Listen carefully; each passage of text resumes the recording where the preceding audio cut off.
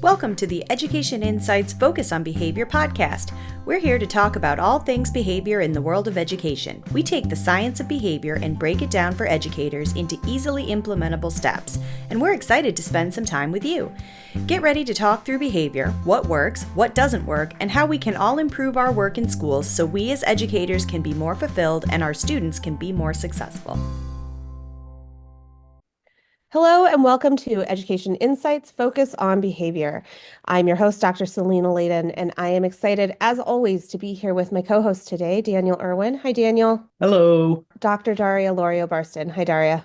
Hi, everyone. And of course, as always, we're joined by our podcast producer, Emily Muse. Hi, Emily. Hello. All right, so jumping in today, we are going to talk about some interesting stuff today, but I kind of want to start out with a little bit of a fun idea about, do you ever notice how things come in threes? Has anybody ever observed this or thought about this? I think about it a lot when I write. When I'm giving examples, I try to make sure that I give three, right? It just feels better to do that. Yeah, like this, and this. Right? And if there's not another this, it's an et cetera. Like there has to be something there. If it's just two things, then you come to your own, the other things that you know of. There's at least one. Daria, any examples that you can think of? Oh, I can think of quite a few examples, right? But I think I'm wondering here if we really do sort things by three because it's kind of easy and has a nice flow to it, or if it's stuff that we just made up in our heads. But for things that do come in threes, right? I'm thinking about famous Three-Ohs over here, or I believe the word is trios, right? Yeah. Okay. Yeah. I like Three-Oh. All right, Three-Oh is good. Three-Oh. We're gonna chalk this up to my accent, right? Three-Oh, okay, trio. I've heard it both ways. Anyway, so here's some ones that might be common knowledge, right? I always think of Harry, Ron, and Hermione from Harry Potter, the good old classic Three Musketeers, the Sanderson sisters in Hocus Pocus, or for that matter of fact, Three Witches in Macbeth. Curly, Larry, and Moe would be the three. No one's playing along with me. I'm just here by the Three Stooges. Thank you, Daniel. All right. I couldn't find my unmute button. Yeah. All right. That was a fun pause. So Charlie's Angels, also Blossom, Bubbles, and Buttercup, which are the Powerpuff Girls. Daniel had a confused look on his face, so I had to explain who they were. It's been a minute. That's all right. Maybe this one will be a little closer to your home. The Three Chipmunks. Does anybody know their names other than Alvin? Alvin, Simon, and Theodore. Yay! There we go. So I think we have a tendency, we can find famous trios all across literature and pop culture and really anywhere we look, which apparently includes Daniel's writing. Yeah, it's funny. So I don't have a citation for this, but I know I've read before that the reason phone numbers are created the way they are is because we have a tendency to remember things in threes and fours. And when we get too many more numbers beyond that, our brain is like, yeah, it's too much. I can't remember. Which I actually do think there is something too, because I don't know if you're like this, but whenever I have a list of things, I always forget one. Like if there's 5 things, I remember 4, and I'm like, there's one more. Or if there's like 7 things, I have 6 of them, and there's always that last one. And I'm like, what is it? I sympathize with that, and which is why there's always a list. I keep a little notebook, but if it's 3 things, you can almost make like a mantra around it, right? Like your brain just sort of sits on it. But I think, Daria, you mentioned some pop culture stuff. There's also, I Googled this, but just thinking about like how we categorize and think about our world. So things like 3 primary colors that make up our visible light spectrum, and the 3 states of matter. Solid, liquid, gas. I guess plasma's in there too. I don't fully understand plasma. Beginning, middle, and end of a story, morning, afternoon, night, like just those things that kind of how we process our day to day also kind of come in threes. Yeah. Breakfast, lunch, and dinner. Breakfast, lunch, and dinner. The tense, the past, present, and future. I mean, I think we can find lots of examples. And in fact, those of you listening, if you want to throw in some more examples that we really needed to give shout outs to, please put them in the comments. Let us know. Absolutely. I had another one I want to talk about because I had a moment in my life. I don't know how long ago, but I remember what stoplight I was at when it happened. And so red, yellow, green, stoplight. Also, Boy George's Karma Chameleon. Loving would be easy if your colors were like my dreams. Red, gold, and green. Red, gold, and green. You come and go. You come and go. It's stoplight. Red, gold, and green. Colors of his dreams are a stoplight. You now know this information and will listen to that song differently. It's a You're welcome. TIL moment. There it is. So off topic, but related. I read this article recently that they're thinking about adding a fourth color to the stoplights. So I don't know if you've been anywhere where they have the self-driving cars. So not like a Tesla self-driving car, but the Waymos, where there's no one in the car. The car is completely autonomous. They drive all over the place. We were in San Francisco last summer. We saw them. My husband wanted to ride one so bad, but we didn't do it. But what they're thinking about doing is adding a white light to the stoplights. So because apparently these self-driving cars know way more than the average driver, and they take in way more information than the average driver does, and therefore have better predictive value of what's going to happen.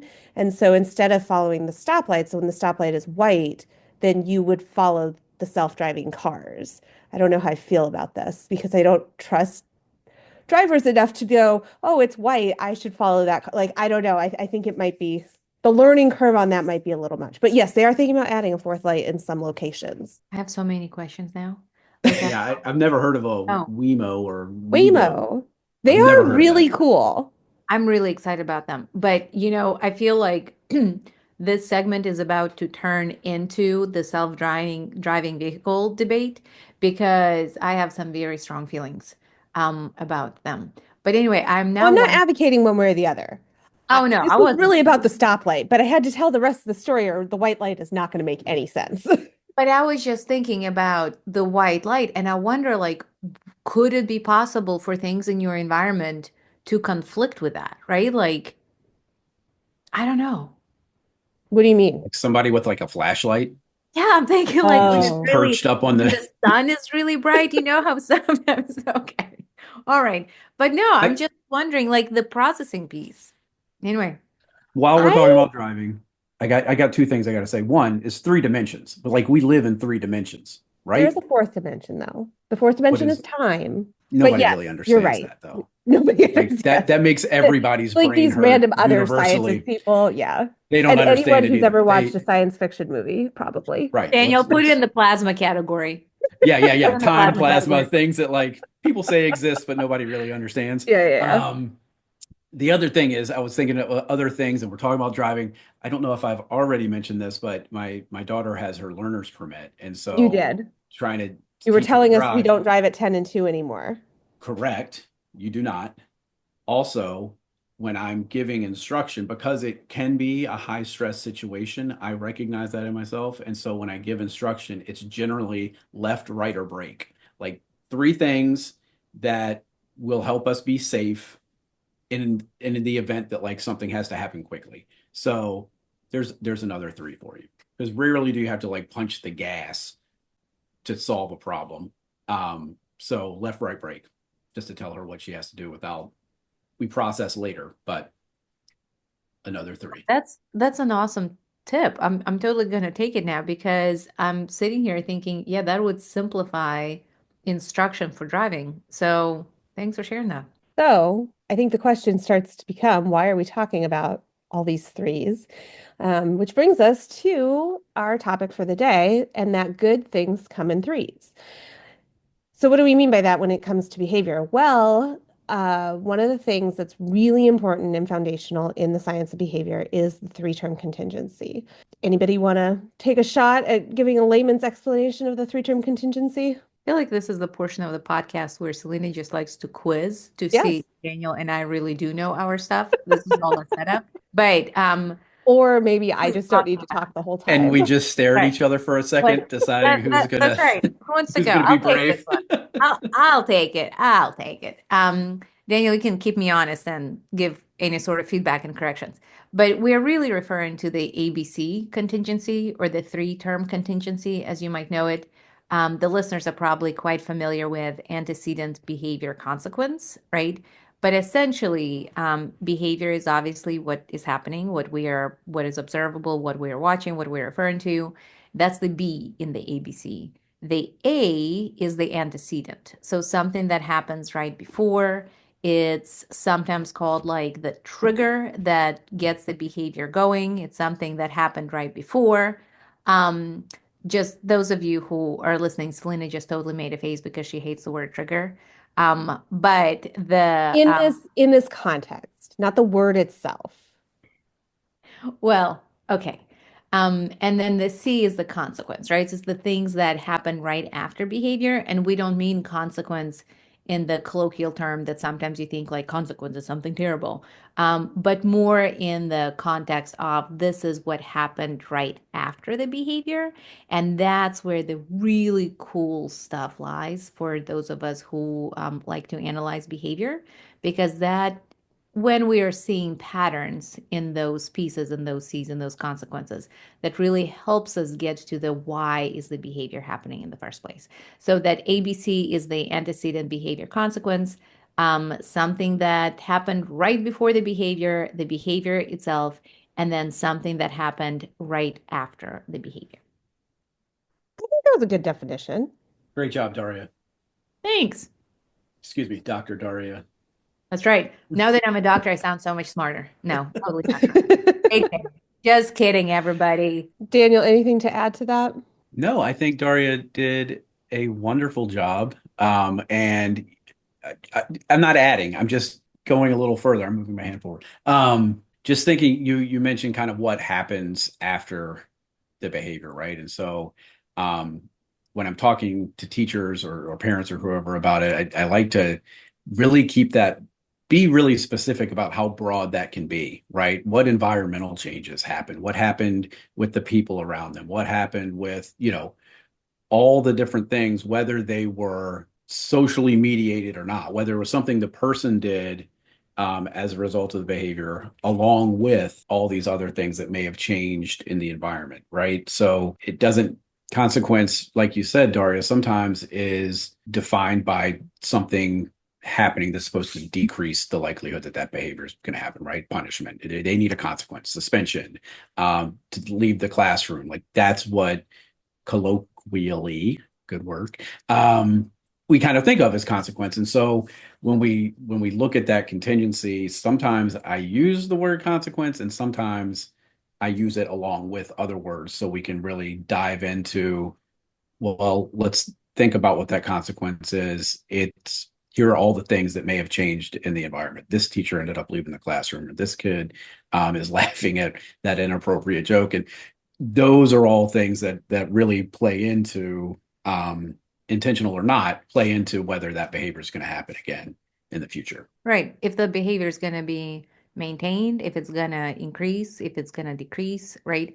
And so, in the spirit of the theme of this episode, I wonder if it would be helpful for us to provide like 3 examples of what that might look like in the classroom or in real life.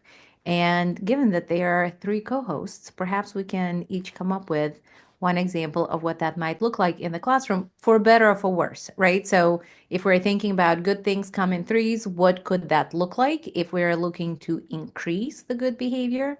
And just off top of my head, I'm thinking about a practice that we all probably do often in the classroom of trying to give that behavior specific praise. And so if I was writing on the whiteboard, I'm really dating myself over here, but if I was writing on the whiteboard and I didn't have a whiteboard marker that was writing, I don't know if anybody else encountered it, but it was right around January that all the working whiteboard markers seemed to cease to exist in my classroom.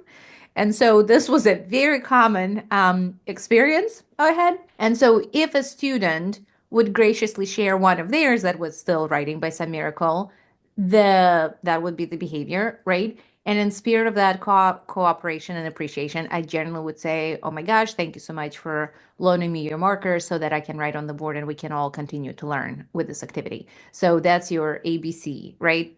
No marker, marker runs out, doesn't write the way I needed to. Very sweet and kind student shares the resources with me, and then I offer that behavior specific praise in hopes that this is something that my students would continue to do, and that's the kind of learning community we were fostering. Other examples? Yeah, just to kind of tie a bow on that example, we've talked about reinforcement in previous episodes. And so the likelihood that that student will then share their marker again is probably higher. And therefore, that probably is acting as a reinforcer, which is the increase in behavior that we're hoping to see. So reinforcement in that particular case. I'll share I, one. yeah, go ahead. So I was thinking about a couple of different examples that happen a lot. But so, for example, if the teacher asks, this is a really simplistic example, but I'm going to give the opposite perspective of what Daria gave. So, if the teacher asks a question, that's the antecedent, and students raise their hands, that's the behavior that you're hoping to see, right? And that they engage in. And then the teacher doesn't call on someone, which would be the consequence, the likelihood that those students may raise their hands again in the future could be decreased. So then they wouldn't necessarily, so that consequence is actually acting as a punisher, because what you're seeing is that the teacher didn't call on them, and so they're not going to raise their hands again. And we see this in classrooms sometimes, right? The teacher asks a question and three kids raise their hand, but someone blurts out the answer, and then the teacher responds to the kid who blurted out the answer. The behavior of blurting out the answer then gets reinforced. So that's one behavior chain. If But then we attention is the have function. what was that, Daniel? I said if the function is attention. If the function is attention, yeah. But so then that behavior gets reinforced, and then the teacher didn't call on the kids who raised their hands, so then that behavior is being punished. And so predictively, what could likely happen in that classroom is that more children start blurting out the answers because that's the behavior that they're seeing get reinforced. And that's why the behavior chain is really important, because when you can see and identify those things that are happening before and after, you can start to see patterns and you can start to determine where you need to make changes in either your own behavior, in the environment, et cetera, for Daniel. Because I didn't There it have a third is. thing. There it See? I is. didn't have the third thing. Filled it right in. It felt complete. Your thought felt complete when you were done. I was like, very, very smart, Selena. I didn't feel like you left me hanging. It's there really is something to it though, right? It's like when a song ends, like there's a resolution chord there, right? That makes it feel like the song is over. And it would, if it doesn't hit that, it leaves our brain in turmoil. Same with the threes. So my example, and I'm glad you went first, Selena, because this is kind of what I was talking about earlier, is when we're teaching independence to kids, right? We're teaching them to engage in routines. We're teaching them to use like classroom routines or hygiene routines, washing their hands or going to the bathroom, that kind of thing. And we're thinking about how we build out a task analysis around those routines and the expectations. And this is sort of the order of operations that make this the most functional and efficient. What we're really trying to do, we're using visual supports, we're using all these antecedent interventions to help support them learning it. But when we get to a point where they get stuck or they're not being successful in moving from one step to the next, what we're really trying to do is teach them what changes in the environment are then cueing them into the next behavior. So if I have taken my backpack off and hung it up, seeing the backpack hung up is my cue to unzip it and pull out my homework folder, right? Holding on to my homework folder is then my cue, my antecedent to engage in the behavior of putting that down on, in the homework folder box or whatever. Having it in the folder box is then my cue. And so it's those little things. And then when we sort of get stuck, we can build in reinforcement where kids are not being as successful. But really, the idea is how are we helping them attend to those naturally occurring consequences, that the consequences my backpack's hung up. That's also my antecedent for unzipping the backpack, because I see it like it's changed the environment, right? It's changed my surroundings. And so that's something I talk to teachers a lot about, just especially when there's over cueing or people kind of verbally prompting kids through routines or they feel kind of stuck, is helping them kind of identify those naturally occurring consequences that then become kind of antecedents. Well, and Daniel, if I can chime in, because this is something that's making me think and run with it even further, right? Is that so often we look at the ABC contingency for one particular individual, and we don't necessarily think about, okay, so what did that ABC contingency look like for the teacher, right? So let's see if we're seeing a behavior escalation in the classroom. If we are just analyzing the student's behavior, that certainly is giving us an insight into the student's perspective and those pieces. But I think it's really helpful when we have an opportunity to look at what does that look like for a teacher? What are my own ABCs? And then as we're watching a situation unfold, right, what do the ABC contingencies look like for the observers and the peers in the classroom? So I think sometimes we oversimplify the three-term contingency because it does sound so simple, right? It's like ABC, 1, 2, 3. But I think it's really important for us to kind of think about how do those contingencies across people connect, right? So just some food for thought.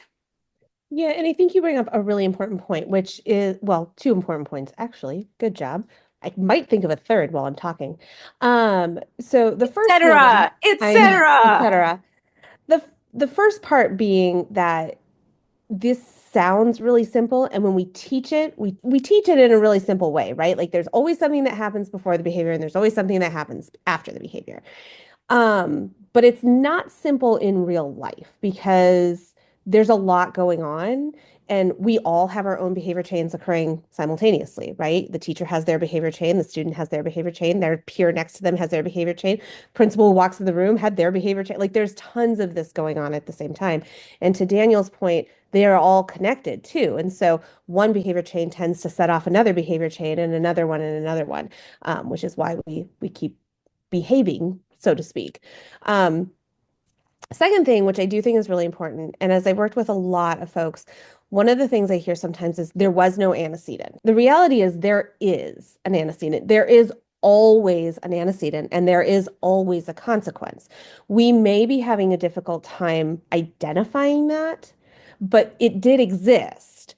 And so, one of the things that I think is really important about using the three-term contingency is it allows us to really implement that science of behavior, right? And this idea that behavior isn't random, it doesn't just happen unexpectedly. Something is going on. And if we can identify what happened before and what happened after, then we can start to think about, well, how can we change what happened before or what happened after to actually intervene to improve the student's life, the classroom environment, whatever the case may be. I also would caution our listeners to be really mindful about um, not really thinking you have completely identified the function of somebody's behavior based on one instance, right? Based on one ABC.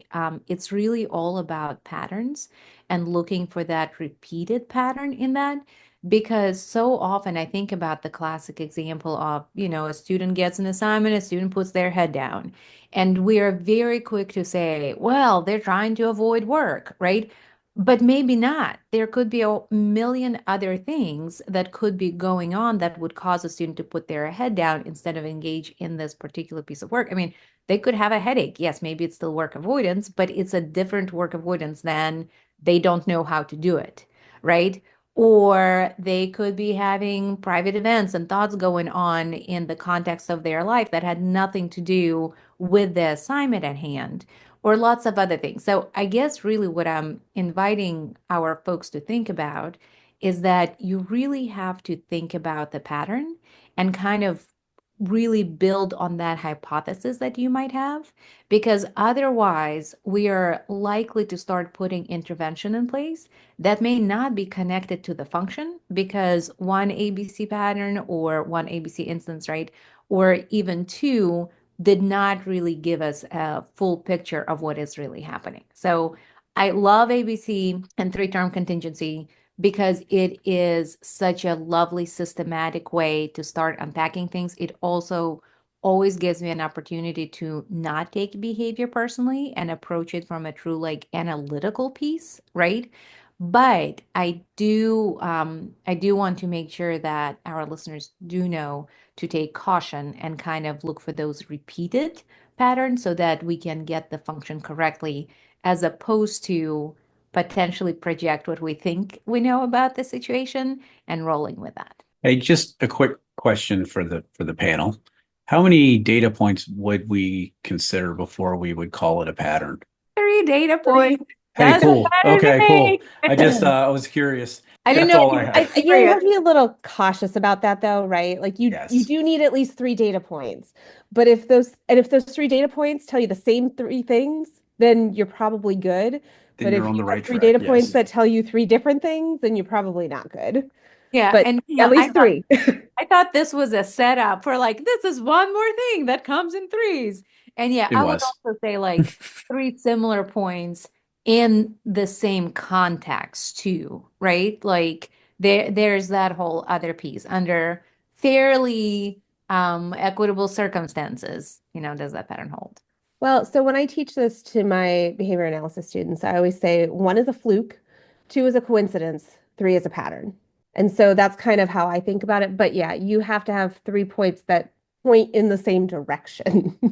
If they don't point in the same direction, then you don't have enough data. But yeah, good question. So I think this is kind of taking us to the end of our conversation around the 3-term contingency. We will revisit this a lot because the reality is the 3-term contingency really is the foundation of the science of behavior. And when you have a really solid understanding of how the 3-term contingency works in practice, in real life, it allows you to analyze behavior. It allows you to take ownership and the ability to actually intervene, right? Versus saying, well, this was random. I don't really know what happened, or I feel like I don't know what to do. This is the start of being able to formulate a plan. And to Daria's point, it doesn't mean that you observe 1, 2, 3 times and then you're good. You've got it all figured out, but it is the foundation to start making those steps. So that said, this takes us to our unpaid advertisement portion of our show. As I always say, we receive no kind of remuneration for these. These are just resources that we like, we use, we think are helpful, and we hope they're helpful for you as well. And so I think, Daria, you have our unpaid advertisement today. Yeah, I sure do. So, in line of thinking about the 3-term contingency, and in case you want to think about, okay, I want to hear this again, or I want to hear it explained in a different manner, there's a really helpful resource. It comes to us from the Virginia Department of Education Office of Behavior Health and Student Safety. And even if you're not in Virginia, you can still easily access that website. But in that section, there is a set of modules, there's a set of learning modules that are called Diffusing Disruptive Behavior modules. And they are really short and sweet, and they kind of get you the content and the information in a pretty succinct manner. And so one of the specific modules, which is module 2 for those curious, talks about the foundational principles of behavior. And one of the things that it unpacks within that module is talking about a little bit more about this behavioral chain and about the 3-term contingency. So that might be a helpful resource. And then if you are like me and if you like to fall down rabbit holes of more information, there are lots of other great modules in addition to just the second module, all about behavior and how to address interfering behavior and how to help de-escalate some uncomfortable situation in the classroom. Yeah, and just to kind of put this out there, those are free. They are from Virginia, but they are free to anybody, I believe, right, Daria? Yeah, they absolutely are. So great resource. Yeah, so definitely check those out. Well, that brings us to the end. We hope that you have enjoyed listening to our banter about threes today. As Daria said, if you have a good trio of 3, we'd love to hear it if we missed one today. With that, Daria, thank you so much for your input today. Absolutely. Happy to help. And Daniel, as always, keeping us honest, So much fun. etc. etc. And because we have to have 3, Emily, thank you for keeping us honest in the background. Glad Wait a I can minute. help. Wait a minute. Not just because of threes. We are always super thankful Oh, for we love Emily. Emily. So, okay. All right. She does keep us on track. But in the theme of our 3s today, I wanted to have sure we had 3 of us. Yes, So it's a great trio to work with. it is a great 3-0. All right. I think that's it. I think we need to cut now. So that said, thank you to our listeners, and we will hope to see you on the next episode. Thanks for listening to Education Insights Focus on Behavior. We hope you enjoyed the conversation, and don't forget to subscribe so you never miss an episode. You can join the conversation by emailing us at cvis@odu.edu, visiting www.cbisva.org, or following us on Facebook, Instagram, X, or Blue Sky at CBISVA. Special thanks to the Virginia Department of Education for their support of this project.